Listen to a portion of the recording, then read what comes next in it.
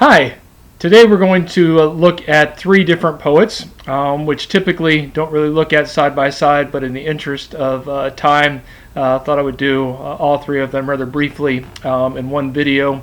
We're going to look at just one poem from Percy Shelley, Ozymandias. Then we're going to look at a little bit lengthier poem by Lord Byron, Darkness. And if you want to kind of get your book earmarked, we're going to look at Shelley's poem on page 53 of your text.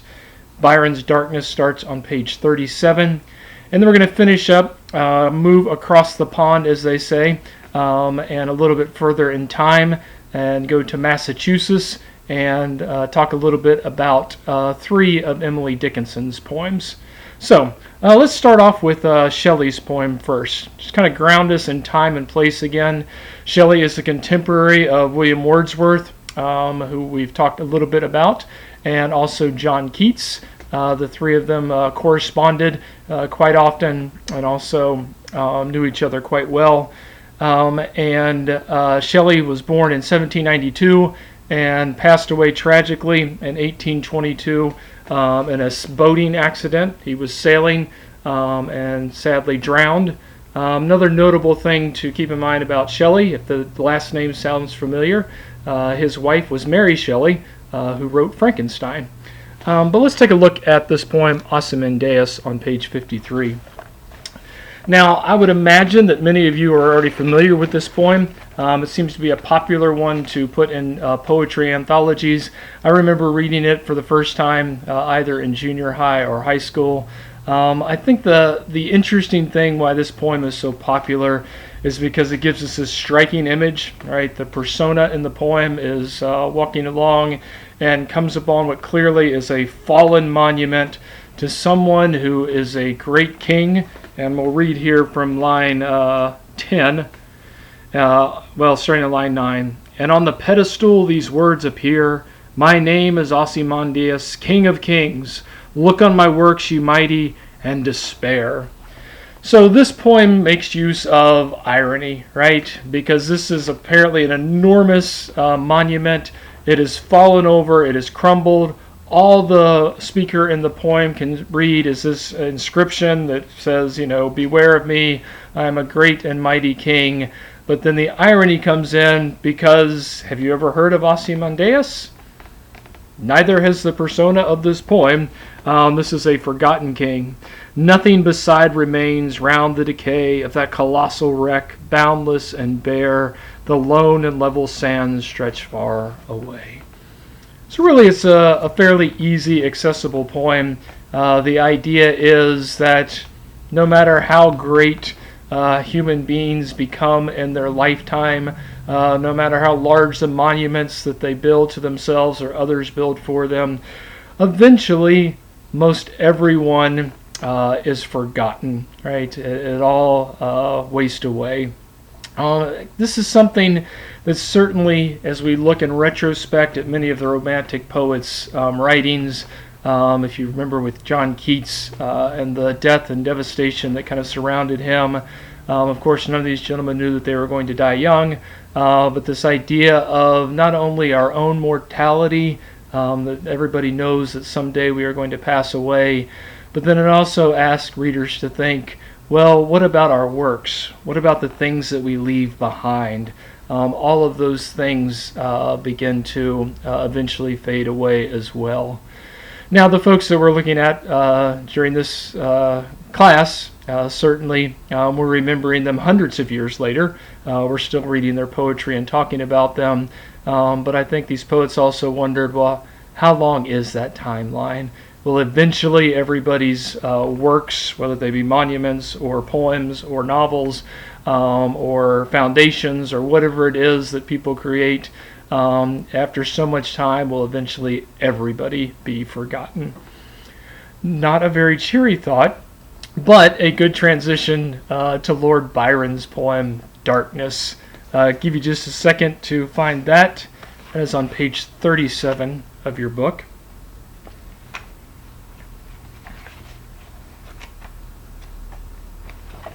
A couple of things to remind you about Lord Byron. He's really one of the more fascinating Romantic poets. Poets and writers, just by nature of their chosen profession, oftentimes live very quiet, sedentary lives. They don't travel too much. The things that they do are sit alone in rooms and write. Lord Byron is certainly an exception to that rule. Excuse me. He decided to become involved in a revolution in Greece, and even though he had zero military experience, found himself leading a group of men and passed away. Let's see, when did Byron pass away? In 1824 in Greece. He became ill, he was sick, but he kept pushing himself to be involved in the battle and died of an illness rather than a wound. But still, it adds to his romantic spirit, right? If you remember that eye from the first week that we talked about, the 5 eyes of romanticism, many of the romantic writers that we're looking at love the idea of rebelling, right? A rebellious spirit, pushing off tyrants, things that oppress us.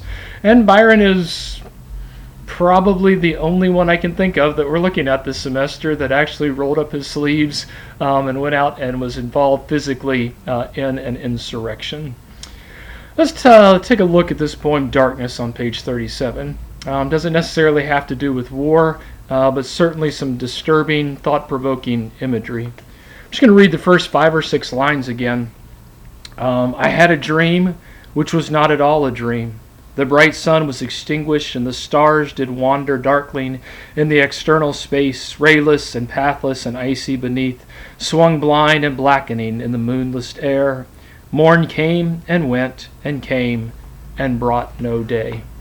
2 things I want to point out that you might have already noticed. The first line, I had a dream, which was not at all a dream. You should be used to this by now as you've been reading your way through these romantic writers. This idea of what is reality, what is dreams, are dreams real? And certainly as we get into the Emily Dickinson poems here in a minute, what is the afterlife all about? So this idea of liminal spaces, not being really sure if you're awake or asleep, was something that fascinated the Romantic poets, mainly because those sorts of states of mind we think of occurring in the imagination. Another thing that I want you to think about with those first 6 lines, if you looked at the footnote and the text that I had you get specifically for this class, they mention a Genesis story in reversal. And if you're familiar with the Judeo-Christian Bible, in the beginning, God said, let there be light.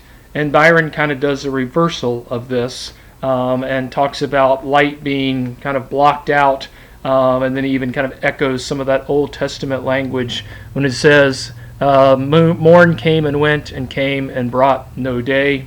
If you're familiar with the creation account in Genesis, there's kind of a refrain at the end of the first day. God looked at his work and called it good at the end of the second day. And so he's kind of playing on that idea in reversal. The idea of a new, I wanted to say dawn, we typically think of that with the sun, but a brand new period of time in which darkness rules the land all of the time. Now, literary scholars pretty quickly assign kind of the reason that Byron wrote this poem. He was inspired the explosion of Mount Tambora, which is in the Dutch East Indies in 1816, with this huge volcanic explosion, and it was dubbed the year without summer because it blocked out immediate sunlight. And if you know anything about huge volcanic explosions, that ash can travel for miles and miles and miles and make dim days for far-reaching kind of devastation in terms of blocking out sunlight. And if some of you are similar to me in age, you probably remember Mount St. Helens in Washington State and the tremendous devastation that caused, and just how far that ash, kind of like a fog, traveled across state lines. Has pretty amazing effects. So Byron's not necessarily recounting a historical event here, more like he's using that as an inspiration to ask the question, what would human life be like if the sun was completely blocked out. In a lot of ways, if you like to read post-apocalyptic fiction, which seems to be rather popular in the 21st century, it seems like a very contemporary type of poem, imagining life after great disaster. And if you've ever read Cormac McCarthy's novel The Road, which was written within the past decade or so, really this poem, Darkness, has the same sort of feel as that entire novel. A couple other things I just want to mention with this poem. Part of his imagining what the world would be like without sunlight, down around line 33, 32, and 33, talks about kind of the animals we would expect to interact with and perhaps even eat are beginning to disappear. And then it's all of these, the reptilian type figures. There's snakes slithering out, and the people who are left on the earth are eating snakes, which is kind of depending on what your upbringing is like, perhaps a horrifying idea. If you've lived in Texas most of your life, you probably have tried at least once rattlesnake.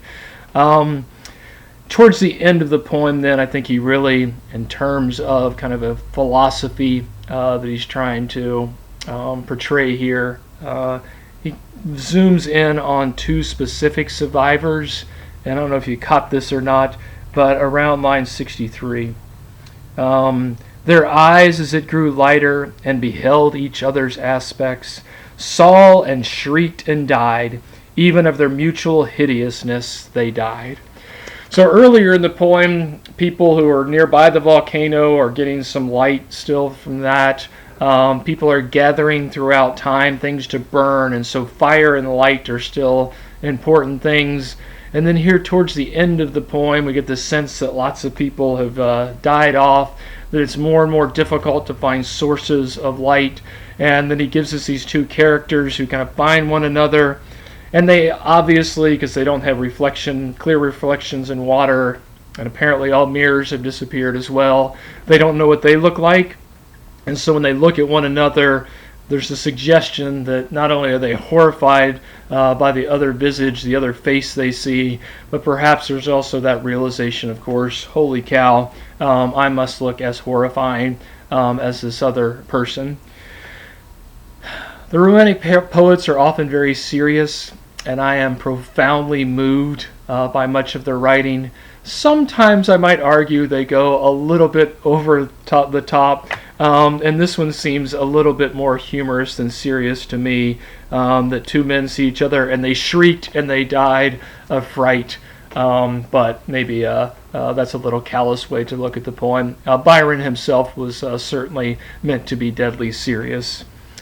By the end of the poem, then, the darkness that we begin the poem with is a literal darkness, right? The sun is blocked out and we don't have many resources for light. But don't forget that last line. And the clouds perished, darkness had no need of aid from them. She was the universe. So a very ominous conclusion, this idea that there will be eternal darkness, that it wasn't just this one little portion of the earth for which the sun had been blotted out, but the entire darkness of the universe has taken over. So, some things to kind of ponder as you think about this poem. I think Byron gets us to think about, kind of some obvious things, like what a precious gift sunlight is, but also when we talk about things like light and darkness, excuse me, historically we always kind of associate goodness with light, right, and evil with the absence of light. And so I think maybe he's asking us to think about what does it mean if darkness takes over, if the evil side of human nature is what wins the day and spans the entire, well, he says universe at the end, but maybe just thinking a little more locally what it would mean if evil took over the entire earth. Let's move on from Lord Byron then, and to kind of finish up, look at 3 poems by Emily Dickinson. Again, really these don't match up terribly well with thematically, even though they all 3 kind of have an element of death. And certainly the 3 poems that I'm going to look at with Emily Dickinson are 3 poems in which she really considers mortality and death in very vivid sorts of ways.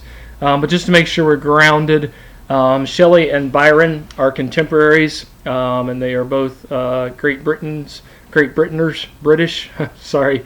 And we're going to move ahead a little bit in time, about a decade. Emily Dickinson is born in 1834, and again we're going to move across the pond, kind of a transnational look at Romanticism. Emily Dickinson was born in Amherst, Massachusetts, where she lived her entire life in her parents' home. So I can think of some American poets who are as well known as Emily Dickinson, but I can't really think of a poet that is better known than Emily Dickinson. When you think about American poetry, almost everybody could name Emily Dickinson. And I hope that that this is not the first time you've read Dickinson's poems. She is wildly popular, both for people just kind of reading casually, but also in numerous anthologies, and I would be shocked if you made it through high school without reading at least one Emily Dickinson poem. The mythology that surrounds Emily Dickinson and did for years is that she was a recluse, that she didn't go outside, that she didn't have many friends. She did indeed live with her parents. She was never married as far as we know, and never ventured far out of Massachusetts. But that doesn't mean that she wasn't a woman of the world. If you take a look closely at her poetry, she certainly is well aware of everything that is going on in the world. She lives through the American Civil War, and even though people rarely look at her poems as Civil War poetry, certainly lots of the images in her poems could be associated with war, and obviously she is somewhat obsessed with death. And if you lived the American Civil War, the amount of devastation and death of young men certainly was something that people could not avoid. She also was a prodigious letter writer, and if you're interested in seeing some other versions of Emily Dickinson's poems, I would encourage you to Google Emily Dickinson Archive, or you can go directly to edickinson.org. And the fascinating thing is, so Emily Dickinson corresponded with lots of people. So she had lots of friends that she wrote to often. And she would sometimes write poems to her acquaintances in letters. And sometimes she would send the same poem to several different people, and it would be slightly different. So there are lots of different, I shouldn't say lots, there are several versions of many of Emily Dickinson's poems. And through the great work of scholars, you can find different versions if you go to the archives and see the same poem side by side. Sometimes a word is different. A lot of times it has to do with punctuation. One of the things that I love about Emily Dickinson is that she loved the dash, where oftentimes we would use a comma or a semicolon or maybe a period. Emily Dickinson loved to just put a dash. And a lot of times those things look different. Her handwriting, as most of ours handwriting is a little bit quirky. And so it's sometimes difficult to tell what a letter is or the punctuation that she was using. Because here's the interesting thing. As well known as Emily Dickinson is today, in her lifetime she published only about a handful of poems. She had a lifelong correspondence with a gentleman who was an editor of a literary magazine, Thomas Wentworth Higginson, and he published several of her poems. And then after she passed away, he published a large collection of her poetry. He was one of her main editors. But the thing to keep in mind is that so all of the manuscripts that she wrote during her lifetime were mainly in her own handwriting. So we don't have typed copies that were published in a book that maybe she okayed.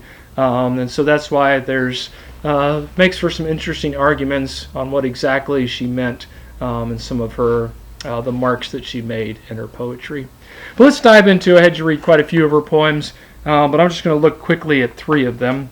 They fit together pretty thematically.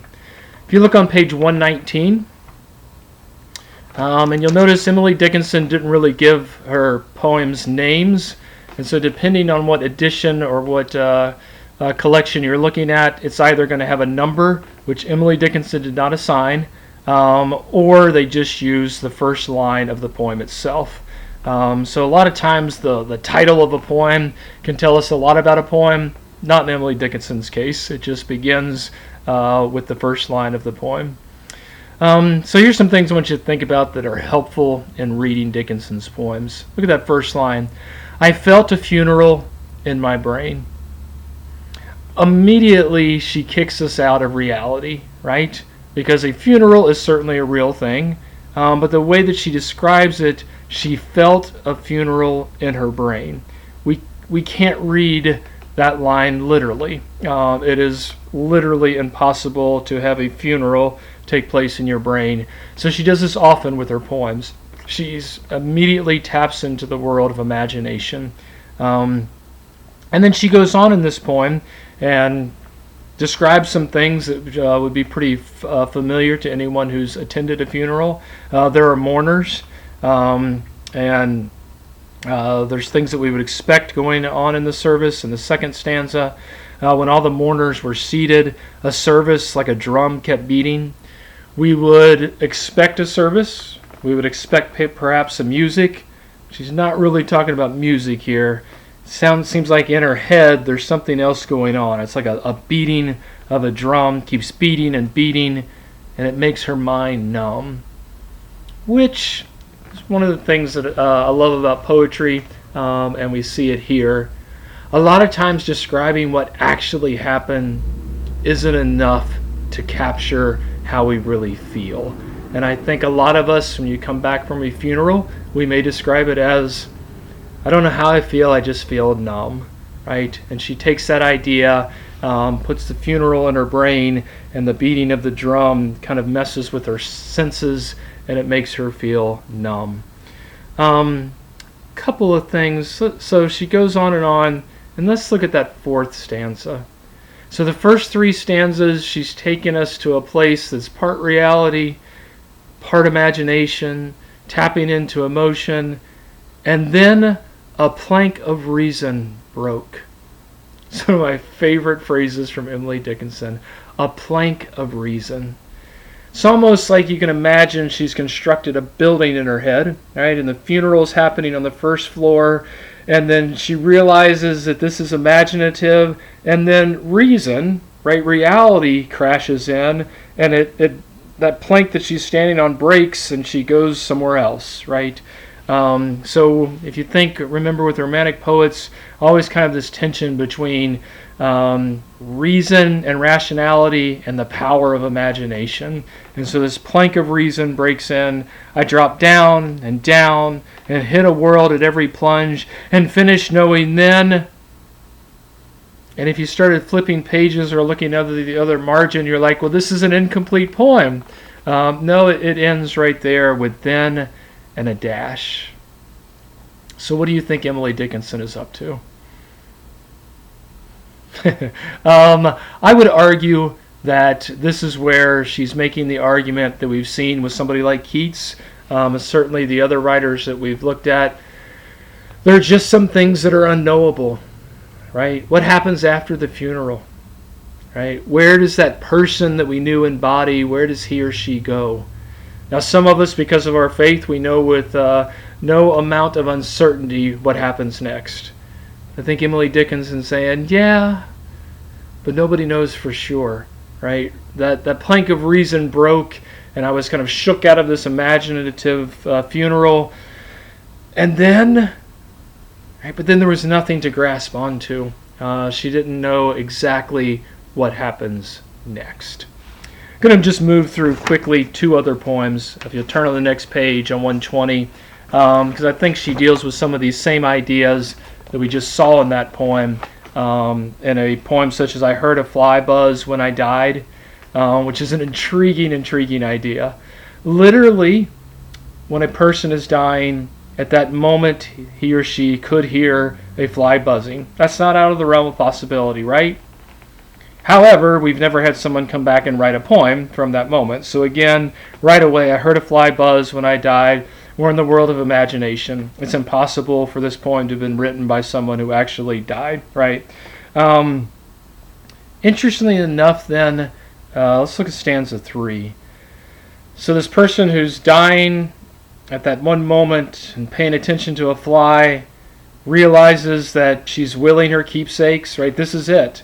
So I'd argue that she physically could have in mind that she has already made out a will and all these physical things, right, in her life are going to someone else, and her body is that last physical thing, right? It's going to someone else. Everything's signed away. What portion of me be assignable? So think about that. That moment of her death, all the material, physical parts, including her body, are parts of her that she physically could assign to someone else. And not to get too morbid, but right, if you made your own funeral arrangements, then you know who's handling your body, and you know where it's going to be, where the funeral is going to take place, and where the body is going to be laid in its final rest. But if you can assign a portion that is assignable, what does that mean? It means there's an element that you can't assign, right, that you don't have control over. And I would argue that the rest of the poem then looks at that portion that we maybe would call the soul. And then it was there interposed a fly with blue uncertain stumbling buzz between the light and me. Right, so she's in this moment between life and death, and this annoying fly is in between her and night. She's focused in on that, and maybe it's like one last material thing that's blocking her from the light, right? And then it ends, and then the windows failed, right? It's a cliche idea, the eyes are the window to the soul, right? But at this moment in the physical world, those windows fail, right? She can no longer see.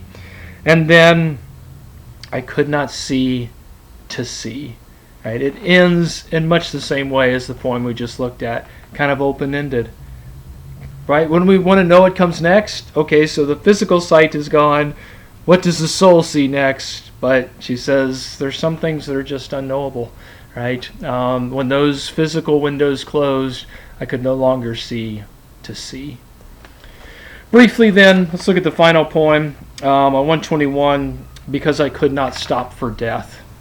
And one of the things that hopefully you noticed about Emily Dickinson's poems is she uses personification, right? Giving human-like characteristics to things that ordinarily don't have human-like characteristics. And even though there are hundreds of thousands of physical portrayals, especially in visual art of death, if you think about that painting that Keats was talking about, Death on a Pale Horse, really there is no sort of physical manifestation of death. But in this poem, Dickinson imagines that she's too busy, right? That's why none of us can stop for death. We got too much other stuff going on.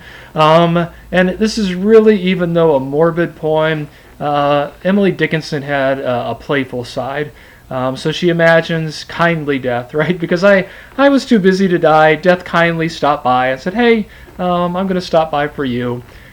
She takes this trip through what we imagine to be a small town, past children playing, which is even morbid. They're playing Ring Around the Rosie, which kind of popular legend suggests was written around the time of the Great Plague in Europe. And talking about ashes, ashes, we all fall down. So even in this child's song that she alludes to in the poem, there's a bit of morbid thought.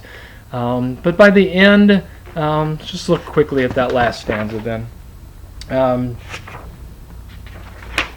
It ends on the top of 122. So she says she passes his house that's underground, and hopefully you caught that it's a cemetery, right? She's describing tombstones coming up out of the ground. And then the last stanza there. Since then 'tis centuries and yet feels shorter than the day. I first surmised the horses' heads were toward eternity. So in the first two lines, she plays with an idea that also comes from the Bible, right? To God, a day is like 1,000 years, and 1,000 years is to a day. So she continues to play with that idea that the death kind of breaks the space-time continuum. And so she's riding along with death in this carriage. At some point she realizes, oh, the horses' heads were always pointed towards eternity, which seems kind of silly literally, But if you think about this as a reflection on life rather than on death, she says, oh, all along, right, every day of my life, death has been waiting, and the horses' heads have always been pointed towards eternity. Okay, really hate to end this with a morbid thought such as that, but certainly I would encourage all of us to think every day that we're all aware of our mortality. We're all aware that all of this someday will end, and that hopefully that would be an encouragement for us to make the most out of every single day that God has given to us and do great things. We'll see you next time.